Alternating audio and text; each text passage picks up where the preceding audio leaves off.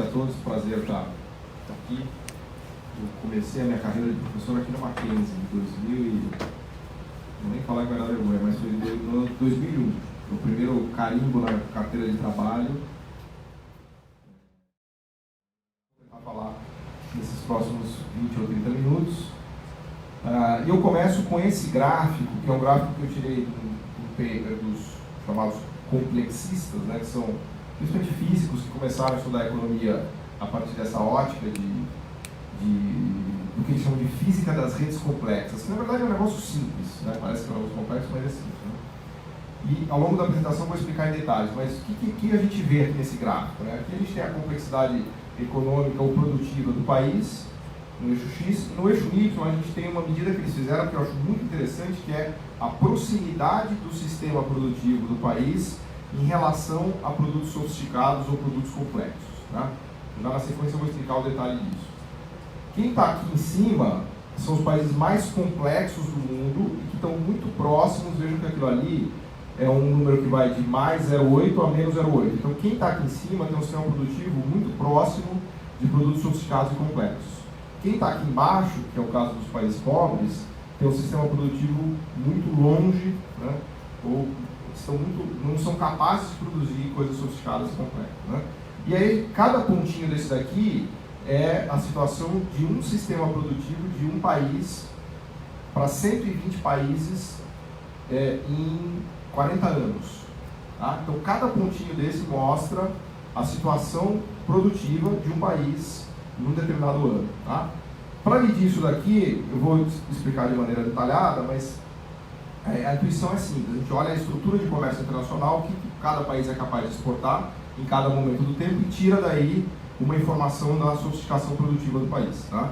Dá para fazer isso usando o comércio internacional, tem várias rubricas, né? Você pode usar 800 produtos, que é a mais simplificada, até 8.000 produtos do comércio internacional. Né? Esse gráfico mostra para a gente o seguinte: tinha um cara chamado Brasil, que vinha muito bem o processo de desenvolvimento dele, vinha se sofisticando, ficando com a economia cada vez mais sofisticada, começou a subir até isso aqui você pode entender como uma curva de aprendizagem tecnológica. Por isso que eu estou chamando de desenvolvimento econômico como aprendizagem produtiva. Tá? O Brasil vinha muito bem, aí começou a dar errado e ele regrediu, voltou. O Brasil conseguiu a façanha de regredir em termos de sofisticação produtiva e de aprendizagem tecnológica ou do conteúdo de conhecimento do sistema produtivo brasileiro. Enquanto que um cara chamado Coreia começou aqui e explodiu e hoje é um país rico. Tá? Lembrando que a Coreia do Sul tem uma renda per capita de $30.000 e o Brasil 30, um pouquinho mais, um pouquinho menos, e o Brasil está na casa dos 10, 12. Né? Então, a nossa renda per capita hoje é 1/3 da coreana, e aqui em 1960 a renda per capita coreana era 1/3 da renda per capita brasileira. Então, o maior vexame que existe na história do desenvolvimento econômico recente é o que aconteceu com o Brasil vis-à-vis a Coreia do Sul. Né? Essa curva de aprendizagem tecnológica sai dessas análises de redes complexas usando o comércio internacional, que eu vou mergulhar mais na sequência. Só que é um outro mapa interessante, na verdade é o mesmo mapa, só que com todos os países destacados para o ano de 2010. Então, cada bolinha dessa é um país, né? Quando a gente bate o olho nessa curva de aprendizagem tecnológica ou de know-how produtivo, a gente vê que tem países que são muito ricos, que são os mais complexos. Tem países que são interessantes aqui, ó, que tem uma complexidade produtiva intermediária e por acaso são muito ricos em recursos naturais, destaque para a Espanha, Canadá, Noruega.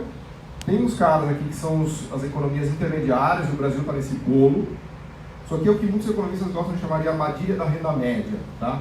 O Brasil chegou nessa renda média aqui nos 80 e está há 40 anos aqui preso nessa armadilha, ele não consegue saltar para lá. E o resto da galera? Tá? Então, eu tenho duas boas notícias e duas más notícias. A primeira boa notícia é que não tem uma má notícia só, e a má notícia é que não tem boa notícia. Então é uma piada infeliz. A boa notícia é que a gente avançou muito em relação a esses caras. Né? A gente chegou na renda média, agora a má notícia é que a gente está muito longe. Né? Quando a gente faz, então vejam, aqui nessa curva eu estou só medindo o grau de sofisticação do sistema produtivo e a proximidade do sistema produtivo em relação a produtos sofisticados. Né? A beleza dessa curva é que ela mostra que quando você está aqui para baixo é muito difícil pular, né? Porque veja que isso aqui não é um negócio linear. Não é que você se desenvolve ao longo do tempo e vai se aproximando de produtos complexos. Não. Na verdade, ao longo do tempo, você corre o risco de ficar ancorado, que é como se tivesse uma força gravitacional, que podemos chamar de vantagem comparativa também, que te puxa para baixo. Então, se você não fizer nada, o país vai ficar, é o que a gente brinca, a gente vai ter vantagem comparativa em ser pobre. O Brasil vai ser pobre a vida inteira. Por quê? Porque ele tem vantagem comparativa em ser pobre, né? Que é produzir o quê? Produtos pobres, né? Para dar um visual mais claro, e eu vou voltar nessa discussão, isso aqui é um gráfico parecido, mas não é o mesmo, porque aqui a gente tem a complexidade da estrutura produtiva, e agora no eixo Y a gente tem a renda per capita do país, né? Então aqui a gente tem uma correlação entre renda per capita e estrutura produtiva, ou complexidade da estrutura produtiva. E aí de novo aparecem aqui os países muito ricos, estamos falando ali de renda per capita dos europeus, da ordem de 70, 80, 90 mil dólares, portanto 7, 8 vezes maior do que a renda per capita brasileira. As bolinhas aqui são os continentes, né? Então América do Norte e Europa e o leste da Ásia, que são esses vermelhos aqui, isso aqui provavelmente é Japão. Japão é o país mais complexo do mundo em termos produtivos, né? Coreia do Sul. Aí vejam que tem os caras aqui que eu brinco ganharam na loteria, que é Qatar, Kuwait, Arábia Saudita, um pouco Austrália, um pouco Chile. São países que têm uma base de recursos naturais gigantesca para uma população pequena, né? Então eles têm mais renda per capita para uma dada complexidade. E tem os países muito pobres, são os africanos amarelinhos, que têm baixíssima sofisticação produtiva ou complexidade econômica, tá? Bom, aí o pulo do gato é entender como é que se mede essa tal dessa complexidade produtiva, complexidade econômica ou sofisticação produtiva, né? E isso aqui é uma rede, né, bem simplificada, que ilustra o que esses físicos fizeram para criar essa ideia de complexidade econômica e complexidade produtiva, né? Só que na cabeça dos físicos é uma rede que tem países e produtos, tá? Então vamos imaginar que a gente pudesse resumir o mundo a esses 3 países e a esses 5 produtos. Então Holanda, Argentina e Gana, tá? E a gente vai conectar cada produto com um país que é capaz de produzir e exportar esse produto, né? Então Gana só é capaz de produzir entre aspas, peixe, né? Porque peixe você não produz, basta você ter uma vara de pesca e alguma água, não precisa nem ter mar, né? Que você é capaz de produzir. Então peixe é o produto, vamos dizer assim, mais simples ou menos complexo nesse exemplo. Depois, queijo, a Argentina é capaz de produzir peixe, queijo e cera de sapato. Então, pela medida deles, a Argentina é um país mais sofisticado e mais complexo do que Gana. A Holanda, por sua vez, é capaz de produzir peixe, queijo, cera de sapato, medicamento e aparelho de raio-x. Então, nesse exemplo, a Holanda é o país mais sofisticado e mais complexo de todos, tá? Só que eles criam um algoritmo, eles são físicos, tá? Essa turma que eu estou trazendo aqui para vocês são conhecidos também como econofísicos.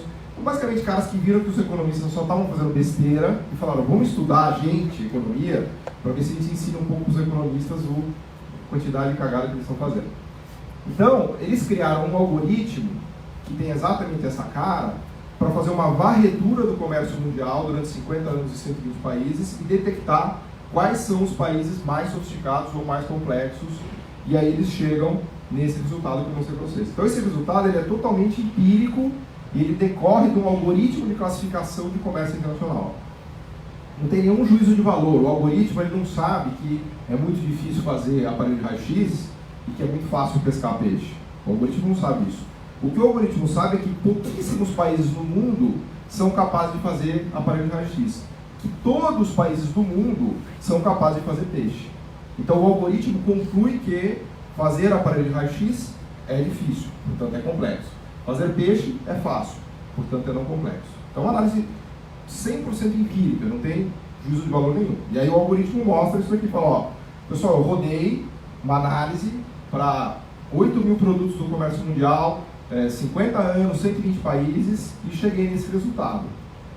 Os caras mais complexos são esses, né? Os menos complexos são aqueles, e isso correlaciona com a renda per capita. Então isso daqui é uma análise meramente empírica. Aí um economista olha para isso, no meu caso, né?